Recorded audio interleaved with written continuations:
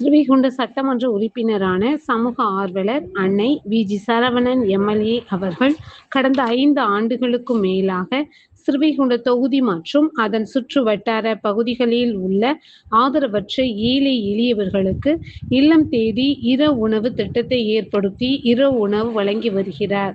இந்நிலையில் தமிழக வெற்றிக் கழகத்தின் ஐம்பெரும் கொள்கை தலைவர்களுள் ஒருவரான சமூக ஆர்வலர் அஞ்சலையம்மாளை கொள்கை தலைவராக அறிவித்ததன் ஏற்பால் தமிழக வெற்றிக் கழகத்துடன் இணைந்து தமிழகத்தின் நிரந்தர முதல்வர் திரு சி. ஜோசப் விஜய் அவர்களின் ஆசியுடன் கழக பொதுச் செயலாளர் அண்ணன் புசி என். ஆனந்த் அவர்களின் வழிகாட்டுதலின்படியும் மதிய உணவு மற்றும் இரவு உணவு திட்டத்தை ஏற்படுத்தி உணவு வழங்கி வருகின்றார். 28/7/2026 அன்று ஸ்ரீவைகுண்டம், கோட்டைக்காடு, உண்டியலூர், ஏரல், கீழமங்கலக்குறிச்சி, சிறுதொண்டநல்லூர் ஆகிய பகுதிகளில் உள்ள ஆதரவற்ற ஏழை எளியவர்களுக்கு மதிய உணவும், அண்ணா நகர், கொட்டாரக்குறிச்சி, ஆறுமுகமங்கலம், அரசன்குளம், மாரமங்கலம், இடையர்காடு, தளவாய்புரம், சம்படி, சம்படி காலனி, மேலச்சம்படி மற்றும் அதன் சுற்று வட்டார பகுதிகளில் உள்ள ஏழை எளியவர்களுக்கு